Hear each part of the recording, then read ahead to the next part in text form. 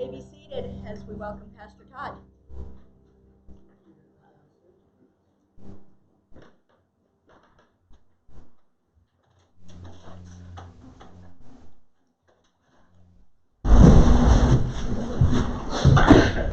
Thank you.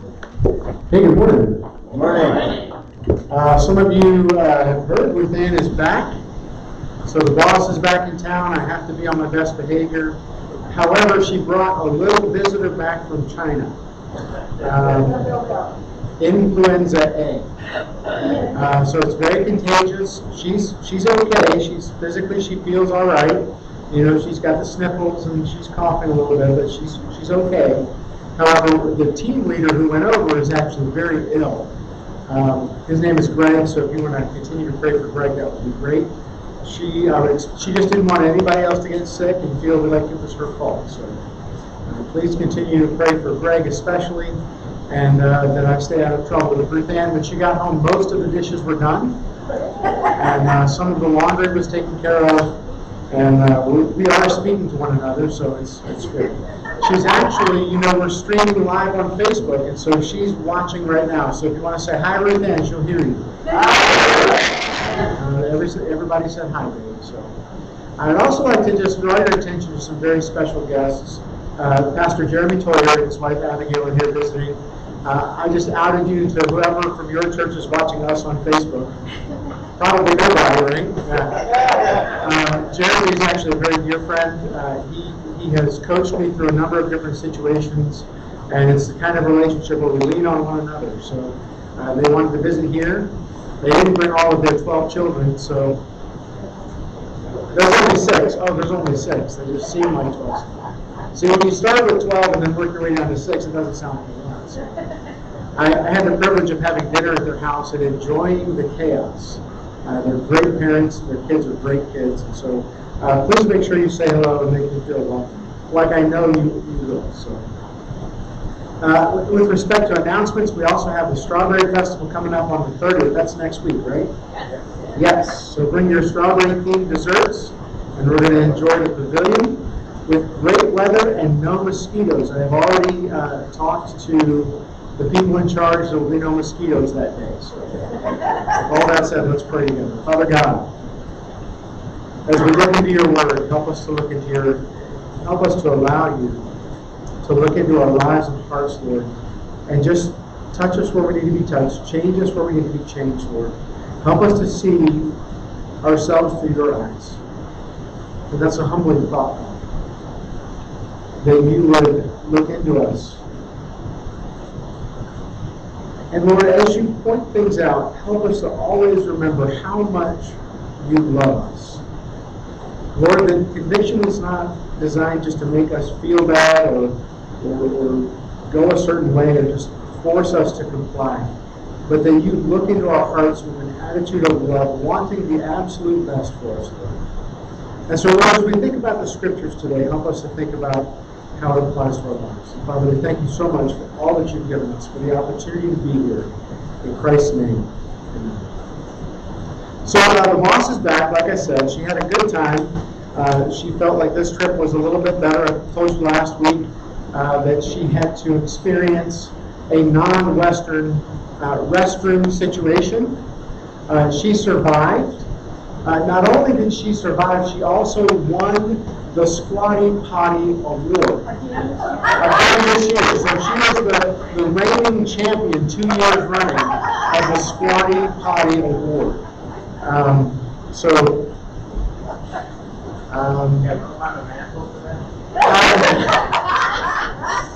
We may have to make some room, yeah. Well, maybe in her office, or maybe in a closet. Now, what's interesting about her visit to this country is that as she is interacting with people, there are certain things that she cannot talk about. And one of the things that she can't talk about is her faith in Jesus Christ. Now, I want you to sit there for a minute.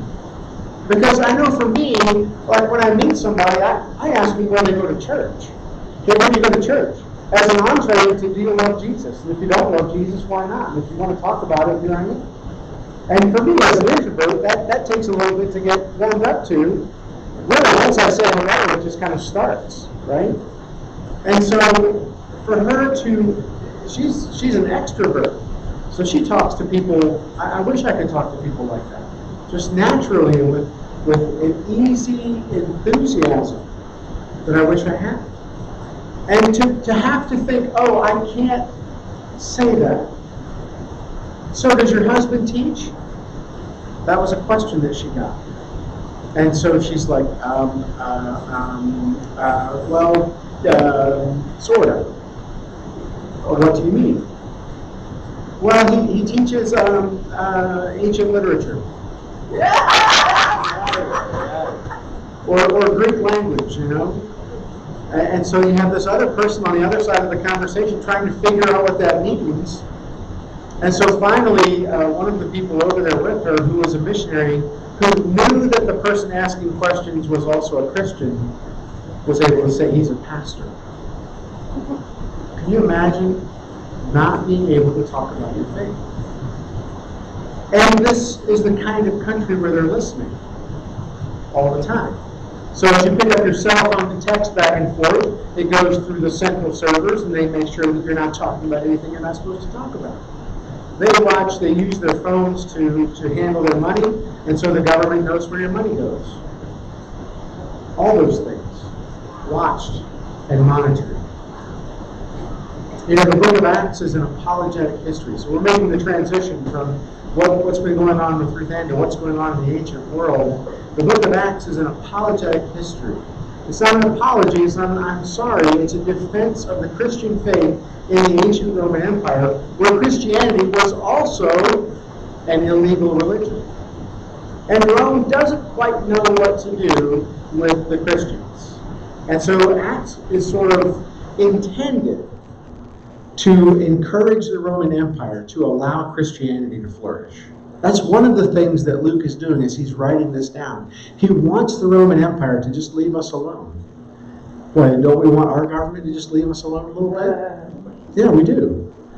I don't like talking about politics because it gets complicated very quickly. So in the book of Acts, there's a structure. Right at the front, Luke tells us where he's going. That the gospel of Jesus Christ, the message of how Jesus brings us into a right relationship with God through his death on the cross, is the message that needs to be spread in Jerusalem first, the center of the Jewish religion, and then also in Judea and Samaria, the surrounding regions, and then to the uttermost parts of the world. And so why are you here? You're here because those early Christians obeyed. Those early Christians caught the vision for the gospel message being spread throughout the whole world. We're in the final section of the book of Acts. This has been a long series. We started at the beginning of September last year. We will finish probably close to then, depending on how things go. But we'll be finishing this summer. And so we're in the final section of the book of Acts. And through all this section, the Apostle Paul, one of the main characters, is called Paul the prisoner, because he's going to be in custody, in Roman custody, through the end of the book. And so as we think about this, Luke carefully is going to explain that Paul isn't in prison for any wrongdoing. Paul is in prison for doing what God commands him to do, for preaching the gospel. When we think about the Jewish people and how they responded politically to the Roman Empire, you can imagine there would be various responses, right? If you were under domination from, I used Canadians last week, if Ohio suddenly dominated Michigan. Happens every year. That's why I can't use Ohio. So, and you're right, the Ohio National Guard is stationed outside, and so they're forcing us to watch, I don't know what. How would you respond to Roman domination? And you actually saw in this very room, some people would be okay with it. Right? Even enthusiastically supporting that. And so with the Roman Empire dominating the geographical region of Palestine, the nation of Israel, some people were okay with it. Rome is good. And they were called the Herodians. Now there were other people who relied on the Roman Empire for their power. And so they may not be like enthusiastically pro-Roman, But they're very, very okay with it because the Roman Empire keeps them in power. Those people are the Sadducees. They're the aristocrats, the priestly class. Next to them you have the Pharisees. Now the Pharisees are a back to the Bible movement. We actually have a lot in common with the Pharisees. Do you love the Bible? Yes. Yeah, of course you do. Do you want to follow it as closely and as best you can? Well, yeah, we naturally do. And so that was the Pharisees. They were, okay, Rome is here, fine, but let's talk about the Bible. Let's talk about getting back to our religion. Even whether it's Rome or Persia or Egypt or whoever, let's talk about getting back to the Bible. So the Pharisees have their agenda. They're very popular with the people. The people of the Jewish people, a man on the street, even if he's not part of the Pharisees, he wants to have religious devotion in the country. Then there are the Zealots. The Zealots are the people who are like, let's kick Rome out. And then they're like, yeah, we can do it. God would help us get rid of the Romans, and we can kick these guys out, set up our own kingdom, right? Zealots. And then there are the Essenes. The Essenes are the guys, you've heard about the Qumran scrolls and the people who are hiding out in the desert, taking a lot of baths and waiting for God to rescue them. I'm not making any of that up. That's what they did. They would bathe several times a day. They wanted ritual purity, and they were waiting in the desert for God to show up and save them. They were kind of anti-marriage, and that's one of the reasons why they died out. So there are several different groups, several different responses to the Roman Empire. Now, I haven't seen this in writing anywhere, but I wonder if those responses resonate with us as people. What's our response to our political situation? Well, when the party that you like is in favor, maybe you're a Herodian. Yes, I like the current, what is it? It's not regime. It's I like the current political environment. And maybe you don't like it, so you're a zealot. Kick the bums out, right? We have these same similar responses no matter what. Well, now the Roman Empire is very interested in peace and security. All right? They just want everybody to keep paying taxes. That's right. Just keep paying taxes. Everybody be cool. Keep the money flowing, and everything is fine. They really don't want to meddle in local religious affairs. So you could have whatever religion you wanted as long as you were able to be a good Roman citizen. Now, one of the things that required is that you had to give an offering every year to the deity of the emperor. Good Christians say, not going to do it. Not going to sacrifice an offering to the deity of the emperor. Neither will the Jews. And so the Jews have sort of carved out an exception for themselves. Everybody has to offer to the deity of the emperor except the Jewish people. And as long as Christianity is viewed as a sect, as a part of Judaism, they don't have to do that either. So the Romans are content to let the ruling bodies, the local ruling bodies, rule the population as long as everything is cool and tax money keeps flowing. But they also are very interested in control. And so the Jewish people have a high priest. The high priest, in a religious sense, goes into the inner sanctuary. He goes all the way in and makes an offering once a year to provide atonement for the people, to provide a covering over for their sins. It's a blood offering. And so that's his religious function. But then politically, he's very important in helping people, get along with the Romans. But he also becomes kind of a hack. In the course of time, in the course of history, the office of the high priest gets bought and sold. So how do you think the people would feel about that? Not really a fan of buying and selling religious offices. That's very bad. So the Jewish ruling council is called the Sanhedrin. The members are drawn from the Sadducees and the Pharisees. The Pharisees are working class, back to the Bible, primarily concerned with following God correctly. And these people become experts in studying the law of Moses and the traditions of the elders. So these guys would go work their day jobs, and then at night they would hit the books. And they would argue with one another. Hey, what do you think it means when the Bible says this? And they would just go on and on and on and on and on. And sometimes they went a little bit nuts. Hey, how many angels can dance on the head of a pin? Do you have a good answer for that? Reverend Toyer? Who cares? You cares. Yeah, we're going to be talking about this later. It's an abstract question, but these guys were very concerned to get it right. What if you get it wrong? What if you wrongly identify the number of God's angels that can dance on the head of a pin? Maybe that's going to be a theological problem. So they got kind of nuts about the details. And thank God for those kinds of people. The Pharisees are very popular with the people. That's a very important point. They're popular with the people love them. The Sadducees, on the other hand, are the upper classes. Now, in the ancient world, upper classes dominated lower classes. If you went to court against a higher status person, you lost. Because courts were about status. Life was about status. There's a lot of honor and shame that goes back and forth, and status was very, very important.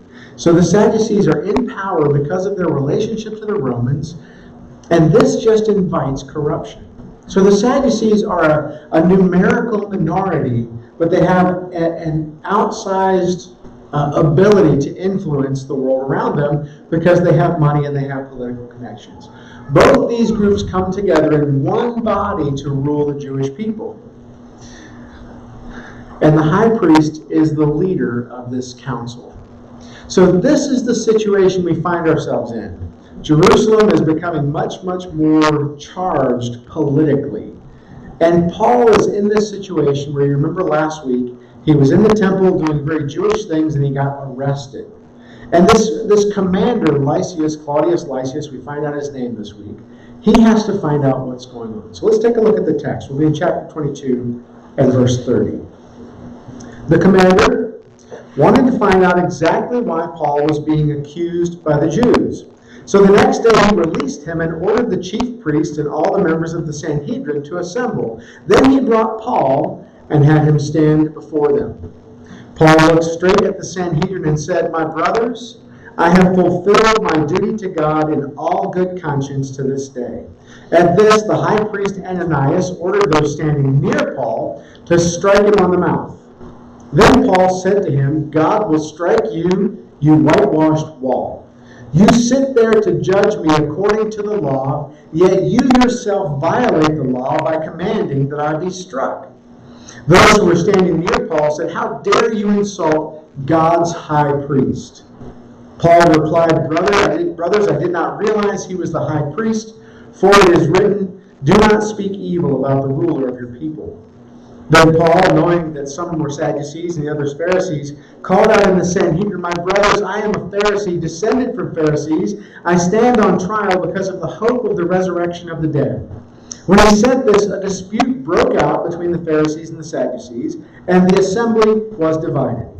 The Sadducees say there is no resurrection and that there are neither angels nor spirits, but the Pharisees believe all these things. There was a great uproar.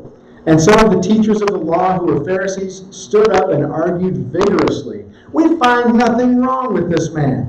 They said, "What if a spirit or an angel has spoken to him?" The dispute became so violent that the commander was afraid Paul would be torn to pieces by them. He ordered the troops to go down and take him away from them by force and bring him into the barracks. The following night the Lord stood near Paul and said, "Take courage. As you have testified about me in Jerusalem, so you must also testify in Rome." This is an intense political courtroom drama. You know, if you like John Grisham, if you like, what's that one? Oh yeah, Law and Order. If you like that kind of stuff that Ruth Ann watches all the time, man, this is just so much fun. And so the Roman commander's name is Claudius Lysias. He's a Roman political appointee. He's got friends in high places, and he can't mess up. If he does well, his career goes well. If he does poorly, he's going to end up in some backwater for the rest of his life. He can't mishandle Paul's case because Paul is a Roman citizen. So he's trying to find out, what is the substance of your complaint, Jewish leaders, against Paul? And so Paul comes into this scene, and so now this is all in Greek because the Roman commander is listening. And Paul knows this. You see, Paul is an expert in the Jewish law. And Paul has been in court so many times, he's pretty much an expert in what's happening in Roman law as well. And so the Roman commander may have to answer to Felix, the governor, who is a very, very bad guy if he makes a mistake. And so he's brought Paul in here to help understand the charges. Now, the high priest Ananias was known to be more corrupt than most. He exploited his wealth to get his way with both Roman officials and his own people, and he used force to gain more wealth at the expense of the poorer priests. So you have this whole priesthood that Ananias is responsible to oversee. But rather than overseeing it benevolently, like looking out for people, he looked for ways to put the poor guys down and take their money. That's bad. So you have this corrupt high priest who is not a good guy. He's a dangerous person who's willing to use power for his own agenda.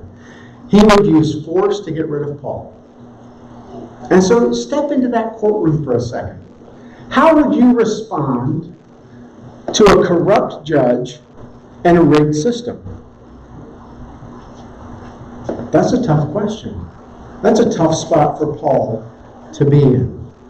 And so in this legal contest between Paul and the high priest, Paul is this highly trained legal scholar. He knows the traditions, he knows the laws of Judaism, and the high priest doesn't, because he's just a hack.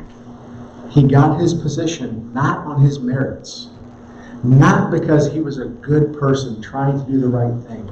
He bought it. And so Paul uses the law. Everything that Paul says goes back to a point of law. When the high priest orders him to be struck, it's against the law. When Paul insults the high priest, possibly intentionally, because he didn't recognize him, or he didn't acknowledge his high priesthood because he's a hack, he goes back to the law and he apologizes immediately because it is against the law to speak evil of a ruler. And so it could be that Paul insults him knowingly. And how does that play to the jury? How does that play to the Pharisees who are listening, who probably chafe just a little bit at having this political hack put in charge of the Sanhedrin? You can almost hear the crowd go, "Ooh, snap." Or so the kids say, I think, these days. So every time Paul turns around, he's demonstrating that he is more concerned to follow the law than the high priest. And he's got this political problem that if the council charges Paul with something serious, if they charge him with violating the sanctity of the temple, then the crowd can beat him to death and the Romans won't do anything about it, because they're going to let the people do what they do. But if Paul can shift the focus of the debate away from things that matter to Rome, then he's okay. And that's what he does. Brothers, I'm on trial for the hope of the resurrection, which is an absolutely true statement. He's there because Jesus Christ was raised from the dead. Jesus Christ, raised from the dead, appeared to Paul on the road to Damascus. Paul converts to Christianity. That's why he's there. And then all of a sudden the Pharisees get excited. They're like, well, we have to talk about this doctrinal point that Rome no longer cares about. And so Claudius Lysias, the commander of all these troops, he's like, well, there's nothing here. But they sure are mad about it. You ever thought about that? Paul shifts the debate to the resurrection. And this is the center of the debate about Christianity. You are a Christian because you believe in the resurrection of Jesus Christ. And people get mad about it. None of you are malevolent, evil people trying to take over the world. You just think everybody should follow Jesus. And so Paul shifts the debate. And he makes it a conflict about doctrine. And so let me ask you this. Is it okay for Paul to advocate for himself? Because that's what he's doing. He may be knowingly insulting the high priest here. He is certainly not going to sit down and just take it. He's going to say, hey, wait a minute. And so he advocates for himself. But doesn't Luke also say in chapter 6 of his gospel to turn the other cheek? And so why doesn't Paul take the hit and then turn the other cheek and say, okay, hit me again?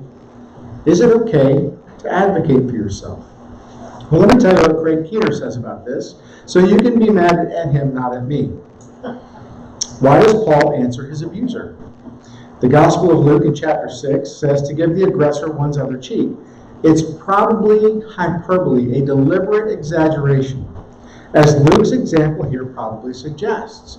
And so when we read the scriptures, we have to be aware that it is a work of literature. And a work of literature can use things like deliberate exaggeration to make a point. So we don't want to overuse one piece of scripture at the expense of other pieces. If Paul is a legal scholar, he's going to follow the rules. Paul advocates for himself, and so I would say that it's okay to advocate for yourself as well. Now, is it all right to be violent? No. You can't be violent about it, but you can certainly advocate for yourself. You don't have to be a doormat because you're a Christian. Let me illustrate this. We came into the airport on Thursday night. I was so happy to see her. I picked her up and brought her home. And the first thing that we made the turn to come to the house, and as we looked at the house, she didn't see, oh, what a beautiful place. I love being home. She said, where's our mailbox?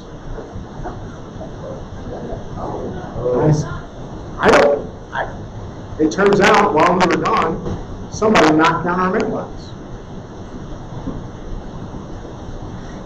I wish I was not telling the truth, but my mailbox is currently knocked down. At first I thought, okay, I was as perplexed as she was. At first I thought, okay, maybe some pranksters went around the neighborhood chopping down mailboxes. And so I looked down the street, and it was just my mailbox. And so then I thought, maybe somebody's mad at me. I don't know why you would be mad at me and then go knock down my mailbox. Okay. And so I ran around the church just to make sure nobody had done any vandalism or anything, and there was nothing over here. And so then I thought, well, let's just be an accident. Somebody's just, oops, ran over my mailbox, texting and driving, those crazy kids. And I thought about, what's my response? Like, as a Christian, as a minister, what am I supposed to do when somebody knocks down? Can I get mad about somebody knocking? It's a very nice mailbox. Can I get mad? Thank you for being okay with me getting angry. I didn't. I was like, okay, it's just a mailbox knocked down. What if my security camera caught the person knocking down my mailbox? Well, if they did that on purpose, then it would be a phone call to the police. Hey, somebody's mad at me and they knocked down my mailbox. Maybe you should come take a statement. I don't know. What if somebody came to me and said, hey, I was texting while I was driving and I accidentally knocked down your mailbox? Is it okay for me to say, hey, would you please pay for knocking down my mailbox? Is it okay to suggest that they hire a contractor to come out and put up a new, fancier mailbox? Come on, folks, work with me. It's okay. You see, I'm not obligated because of my Christian faith to say, it's okay, don't worry about it. I'll bear all of the costs and all of the burden. Now, I might choose to do that. Okay, but it's my choice. I can advocate for myself in the repair of my mailbox. Can I check every car coming in and out of the neighborhood for somebody's damaged bumper?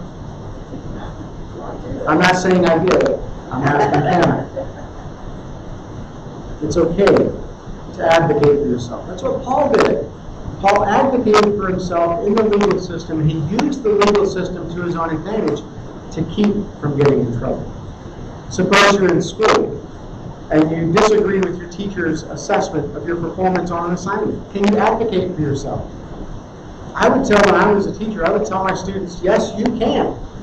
And you should. And they did it. Which got to be kind of annoying after a while, but you can do that. And then when I was a student, I was able to say to my professors, I said, hey, I disagree with your assessment of my grade here. Now, you better have your ducks in a row. You know, when you ask for a revision or a review of your grade, because it could go worse rather than better. So you should have your ducks in a row. Is it okay for me to advocate for myself at work? And if I'm working a job and my boss comes in and gives me a performance review that I don't agree with, can I suggest that we look at it again? Can I ask for a raise? Or do I just have to meekly trust the Lord? You can ask for a raise. You can advocate for yourself. One time when I was on the road, it took all day to load a load of sand. And somebody needed that sand in a hurry. So I had to wait all day. And they had just gotten the sand on the truck. And my dispatcher says, well, your logbook says that you're in the bunk, so you can drive all night and deliver that sand tomorrow morning. You know what I said? No. I'm not going to do it. Well, they need that sand. Well, then have somebody else come and get it, because I've been awake all day. You can advocate for yourself. You're not obligated to be a doormat because you're a Christian. So Paul advocates for himself before the Jewish ruling council.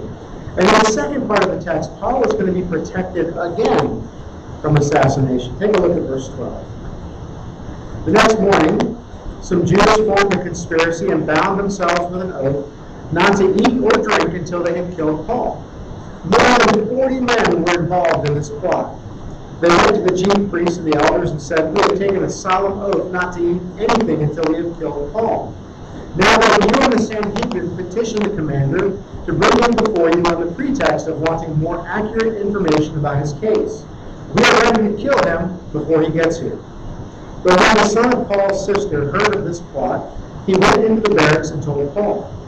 Then Paul called one of the centurions and said, take this young man to the commander. He has something to tell him. So he took him to the commander. The centurion said, Paul the prisoner sent for me and asked me to bring this young man to you because he has something to tell you. The commander took the young man by the hand, drew him aside, and asked, what is it you want to tell me? He said, some Jews have agreed to ask you to bring Paul before the Sanhedrin tomorrow on the pretext of wanting more accurate information about him. Don't get into them, because more than 40 of them are waiting in ambush for him. They have taken an oath not to eat or drink until they have killed him. They are ready now, waiting for your consent to their request.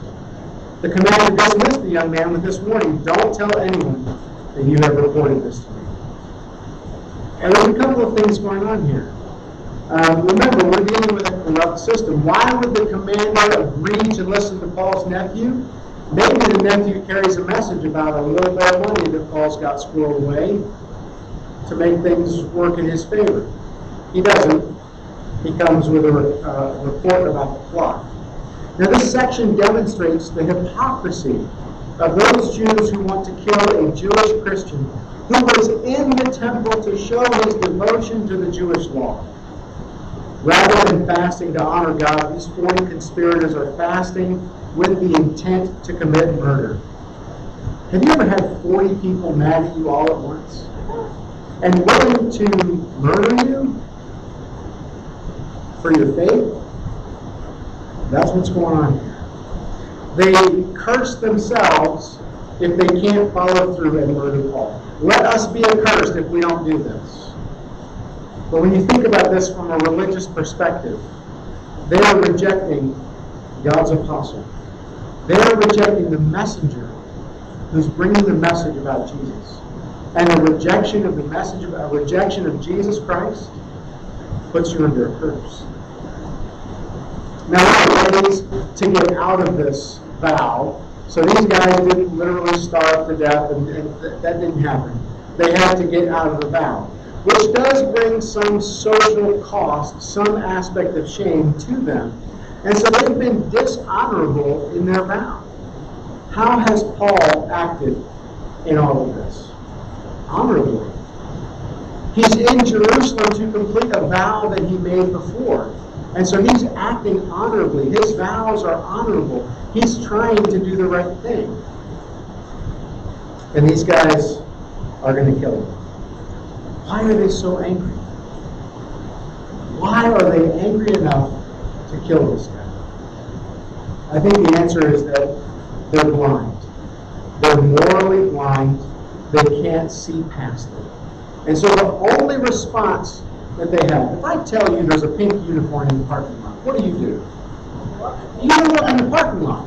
Now, if there actually is a pink unicorn in the parking lot, you come back inside, what do you say?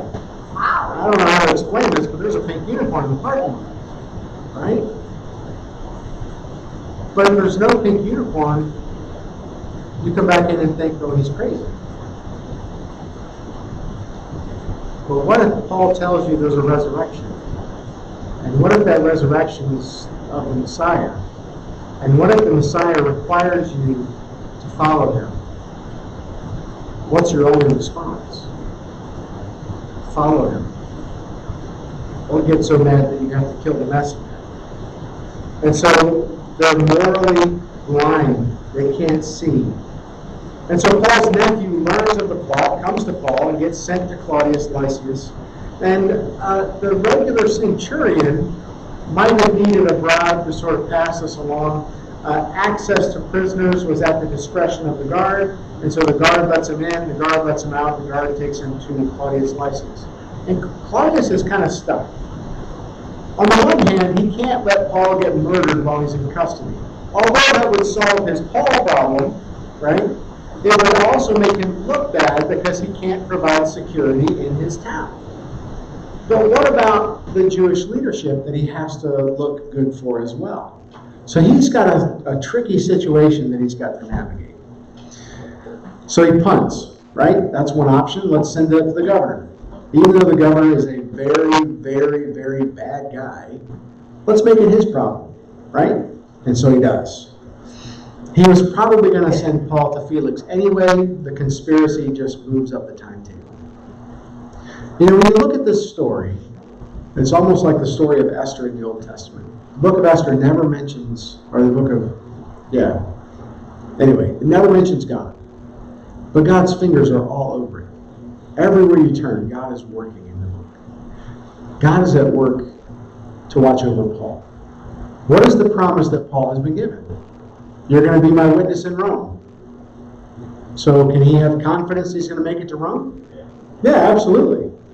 And so Paul could get sold out at every turn, but he's gotten a promise that he's going to go to Rome. And so he's the prisoner in protective custody. And this is an important distinction. You see, if Paul was in prison for doing something wrong, he would have shame. And that shame would be a cultural stigma on him. But if he's being sent to Rome as a prisoner and he hasn't done anything wrong, where does the shame go? On his accusers. And so Paul is the prisoner, but he's in protective custody. And so God is working in the background. Paul's nephew hears about the plot, and Paul's nephew decides that family is more important. He goes to Paul. And God allows that centurion to say, sure, come on in. Come on in and talk to Paul. And then Paul says, hey, this kid needs to go talk to the commander. And the centurion says, okay. And then the commander, who takes the boy by the hand, it's actually an act of comfort. Okay, come here. Let me talk to you. It's okay. And so the boy is able to tell the commander what's going on. And the commander takes action. Don't tell anybody. God is working in the background. How do you think Paul's doing in this moment?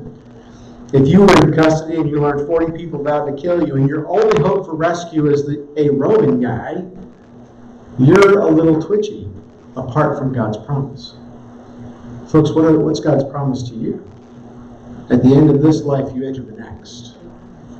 And so you can have great comfort knowing that no matter what this life holds, no matter the ups and downs, the stresses, the peaks, the valleys, all of that kind of thing, no matter what, God's got your back. When you think about this, when I thought about this, there's a man in Michigan. He's flooded out of his house. and he's on the roof. This is an old joke, so just laugh at the right place. Remember, my mom's watching. A man in Michigan is flooded out of his house. He's on the roof, and he's praying that the Lord will save him. Well, pretty soon, a big 4x4 truck rolls up, and somebody leans out and says, "Hey, get the truck." The guy says, "No, no, no, no. I'm praying to the Lord for rescue." The truck says, "Best of luck," drives away, right? And the water gets higher. Finally, the water's creeping up the roof. He's hanging onto the chimney, and some people come by in a boat, and they say, "Hey, get in the boat." He says, "No, no, I'm praying to the Lord for rescue." And the guys in the boat shake their head, drive off, and the water gets higher. And finally, he's clinging to the last little piece of that chimney, just praying to the Lord for rescue, and a helicopter comes by. And somebody says, "Hey, get to the chopper." The man says, "No, I'm praying to the Lord for rescue." Chopper flies off, the man drowns. He gets to heaven, he's soaking wet. He says to the Lord, "Why didn't you save me?" The Lord says, "I sent a truck, a boat, and a helicopter. What more do you want?" And so the idea of trusting the Lord, trust the Lord, but tell the commander. Paul's nephew didn't just say, "I'm going to pray for him. I'm going to pray that the Lord intervenes." He went to him. And that so many times I think we as Christians, we hear about a situation, we think, "Oh, we need to pray for that." But we also need to show up. We need to show up with actual hands and feet, sometimes material aid. We need to break out our wallet. Sometimes we need to do those kind of things. Thankfully, you folks are extremely generous. I'm so glad for you. Sometimes you're confronted with a choice and it's not clear which one is right. Now, this assumes that you've looked into the Bible, that you've consulted mature Christians. Our denomination has a discipline that's very helpful to help parse things out. But which job should you pick? Well, you can do eeny meeny. If you're offered two positions and they're almost the same, you can pick either one and trust the Lord in it. When you're faced with an equal choice, you just have to trust the Lord. Do I buy this house or that house?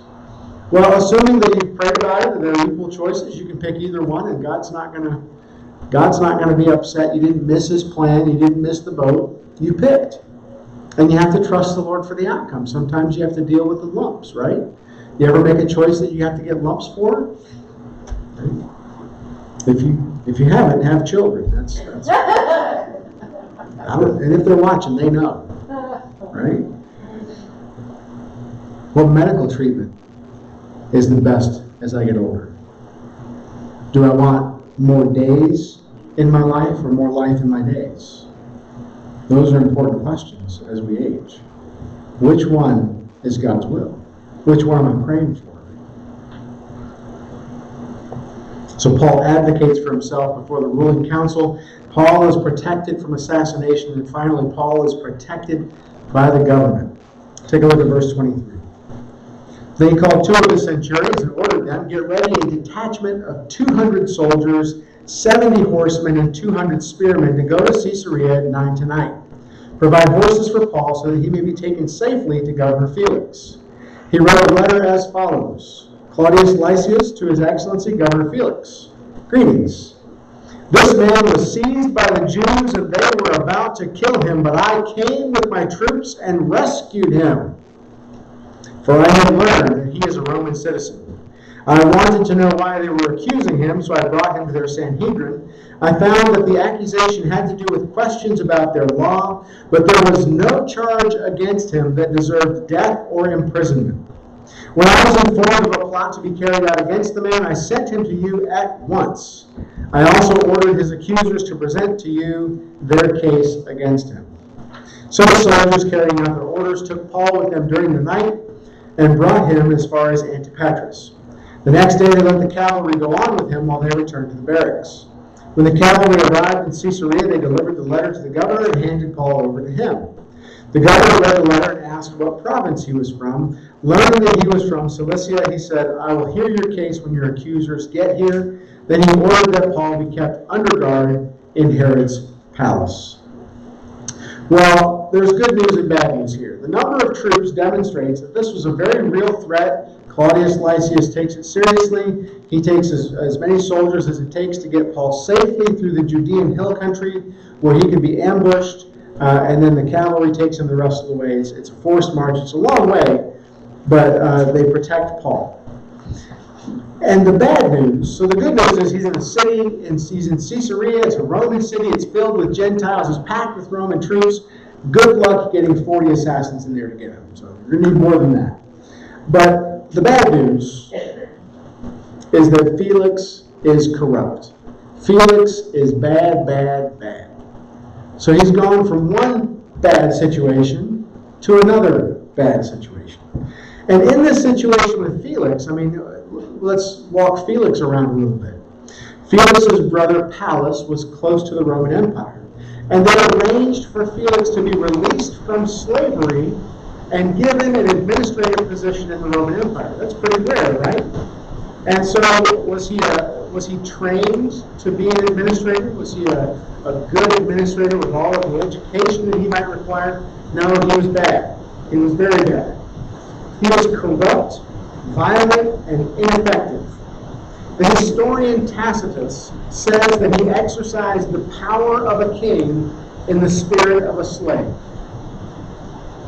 And that's who's got Paul. This was a serious insult. You see, Tacitus is writing sort of close to the event.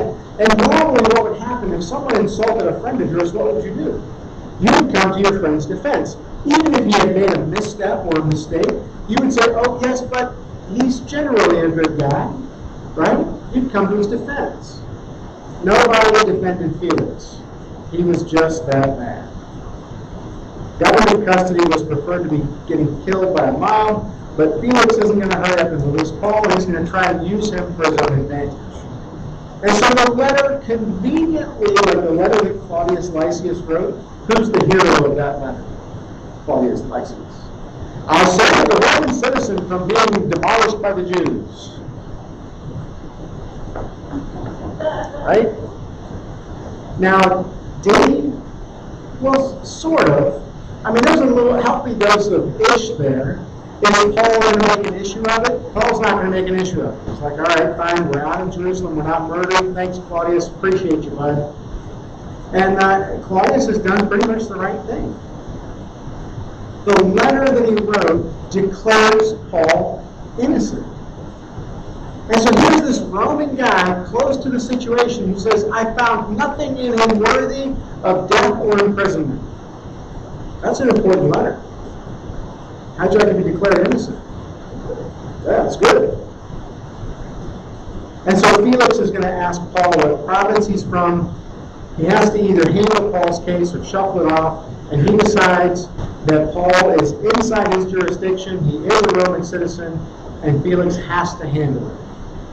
Well, spoiler alert, this corrupt guy is going to just kind of hang around. He's just going to keep Paul around, hoping for a bribe for a number of years. Can you imagine being in protected custody for a number of years because the corrupt official just wants money? They didn't even have Netflix back then. What's he going to do all the time? What do you suppose the Apostle Paul, the apostle to the Gentiles, is going to do in Roman custody in Caesarea? He's going to preach. He's going to talk to people about Jesus. And so when you think about this text in the book of Acts, when you think about all the things we've talked about, what is Luke's purpose for writing about Paul's arrest and trial? Now remember, he's writing an apologetic history. It's intended to justify Christianity in the eyes of the Roman Empire. This would be read to Christians, to Romans, to Gentiles. People love to hear a good story. And this is a great story. And so one of the purposes for this is to demonstrate that Christianity is a valid, legal religion, and Rome, there's nothing to see here. So please don't kill Christians. Just let them be. And this, as we think about how this impacts our life, Luke suggests that Christians be protected from doctrinal squabbles. And that leads us into this larger question of what's the proper role of government towards people of religion. Now you know I don't like to get down into the dirty details of politics, right? I haven't done a whole lot of that, and I'm not going to, right? I'd be happy to talk to you about politics whenever you want. I'm more interested in the Bible. I'm a little bit of a Pharisee, right? I'm back to the Bible guy. What does the Bible say? How do we read the Bible better? All those kinds of things. Because government is about the use of force to require citizens to do things. If you think about this, what does the IRS do? It forces you to pay taxes. Try not paying taxes for a while. They'll come ask you about it. What about the state police? The state police, as agents of the government, if you go speeding down the highway, they will force you to stop. I'm not speaking from personal experience. I'm speaking from what I saw on television. Claudius uses force to protect Paul's life because he's innocent of any crime. He doesn't use force to coerce religious agreement. And so what is the proper role of government with respect to the Christian? That you should be protected from wrong persecution by people who disagree with you. From this text, the government is responsible to protect the lives of its citizens. That seems pretty obvious, right? It's like, well, yeah, we're Americans. That's what we do. We protect the liberties of other people. But it wasn't always this way. When you think about the history, so I'm going to do my virtual timeline. You go all the way back to the apostles, the apostolic church, first generation Christianity, and in the course of time that becomes the Catholic faith, right? So you have Catholicism, all the way up until the 1500s, when Catholicism has sort of lost its way, and the Protestant Reformation happens. And so the Protestant Reformation starts with Martin Luther having some questions that he nails to the door of the Church of Wittenberg. And he writes it in Latin that somebody translates into German, and it just explodes into the Protestant Reformation. So now you have Catholics and not Catholics. And the Protestant reformers trying to define what the Bible says about the right practice of religion. They disagree with each other, and that's where we get denominations. Right? So you would have Lutherans and non-Lutherans, you would have Anabaptists, you would have, Anglicans are a little bit later, but you get the idea. Which one's right? Because when everybody was Catholic, the church and the state worked together to make sure that you went to church. Right? Wouldn't that be fun? We're going a little bit long this morning, but wouldn't that be fun if you were forced to go to church? We'd be full every week, right? Of people who were snoozing, and in the 1500s, people brought their dogs to church. They conducted business in church. They just did everything in church, while the pastors are preaching and moving and all that other stuff. So inside this Reformation, there was no mechanism. There was no political way for you to have two different faiths in the same country. So they came up with an idea. Okay, I'll give you the Latin for it. It's quis regio, eius religio. Whoever's realm it is, his religion. And so you would have to be whatever religion the king was in your realm. What happens when you get taken over or he gets replaced by a person of a different faith? You have to either move or convert. That's inconvenient, right? And in 1731, this is actually pretty late, 1731, that sounds like recent history. Prince Archbishop von Firmian of Salzburg decided to re-Catholicize his territory. So he has been a Protestant, he decides not to anymore. He's going to go back to being Catholic, and he's going to take his entire country with him. And so how do you do that? At first, this included the seizing of Protestant children from their parents so they could be raised in a Catholic institution. How's that going to go over? The Prince Archbishop requested imperial and Bavarian troops to aid the suppression of approximately 20,000 Lutherans living in Salzburg. The state would force you to change your religion and leave or leave the country. That sounds like you need in America, right? And that goes against what this text reveals to be the proper role of the state with respect to religion. The state is supposed to protect religious liberty. And so we fast forward to modern America, right? Well, we have to be concerned about that because we, the people, have a voice and a vote. And so let me give you just a couple of examples.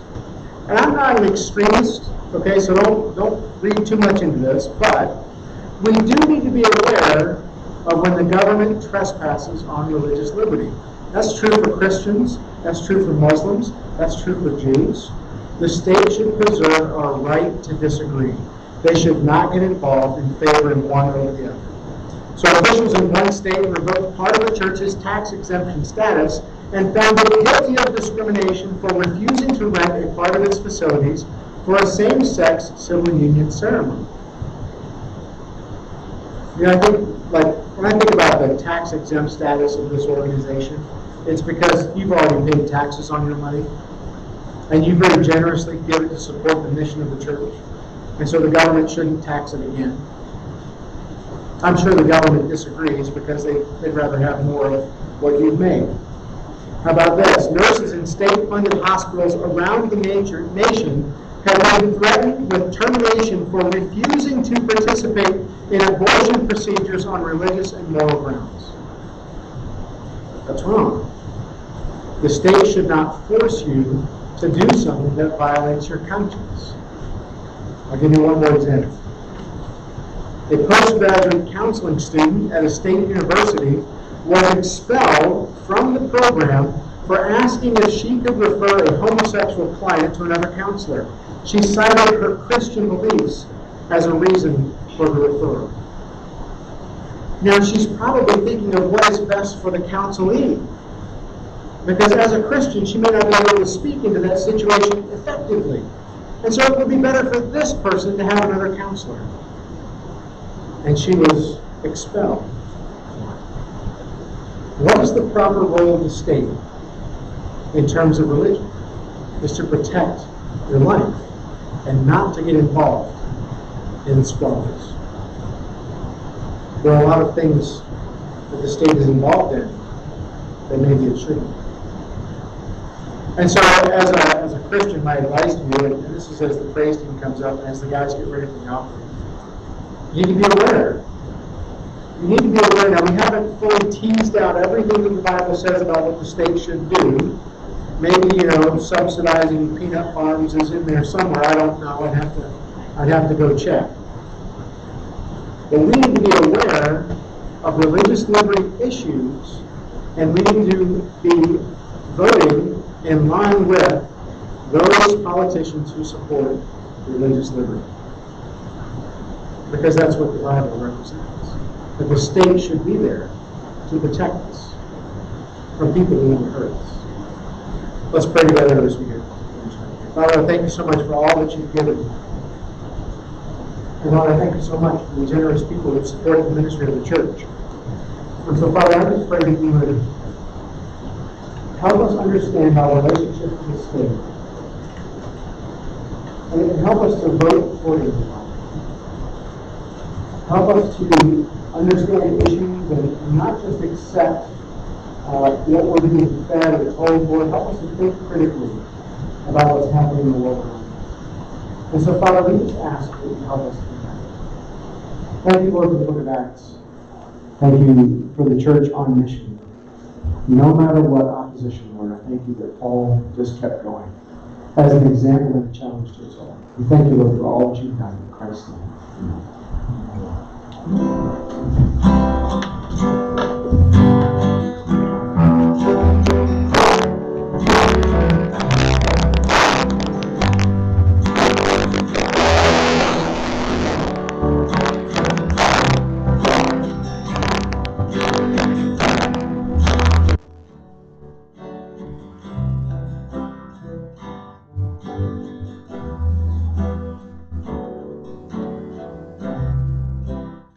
Everyone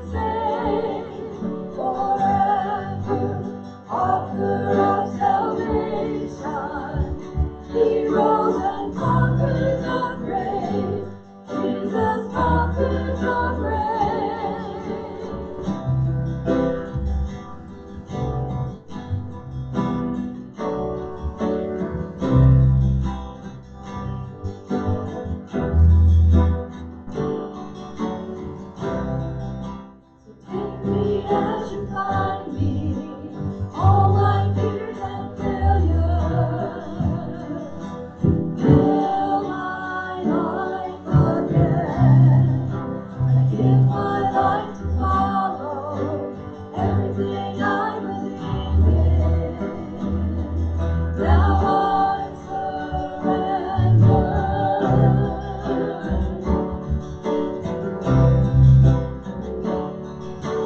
Savior, He can move the mountains. My God is mighty to save.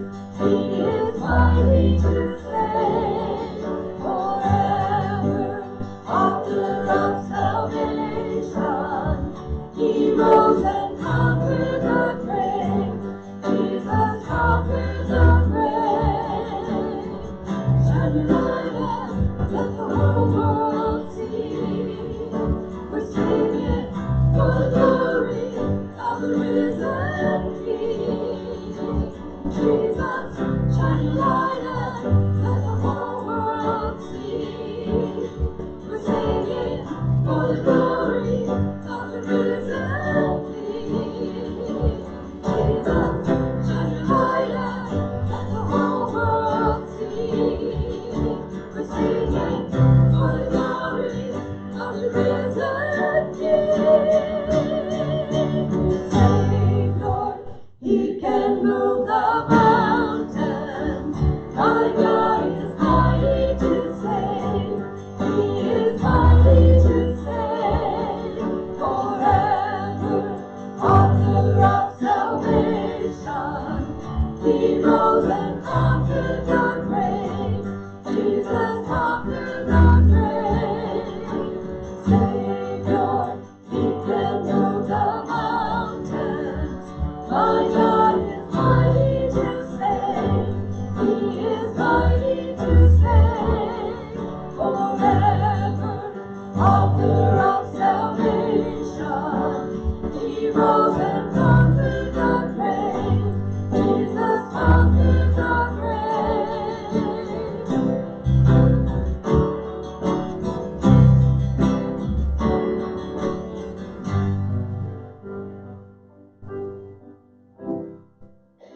Let's pray.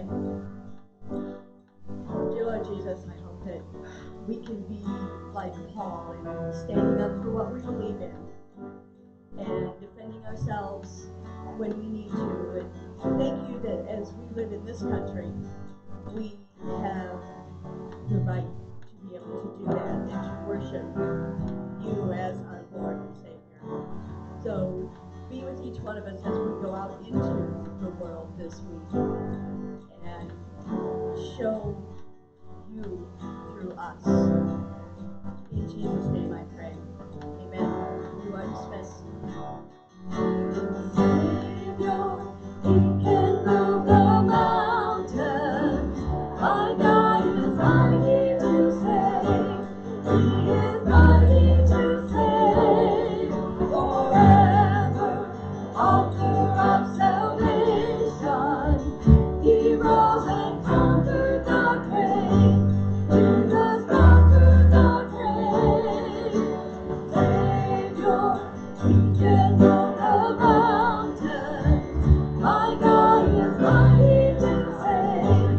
He is mighty to save. Forever, author of salvation. He rose and conquered the grave. Jesus conquered the grave.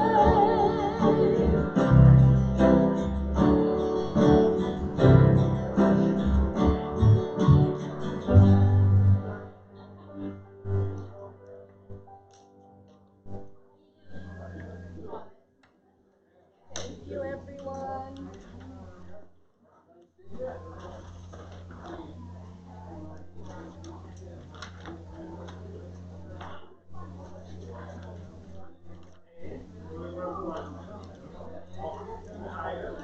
You get the pay today. And now David's going to go home and crash.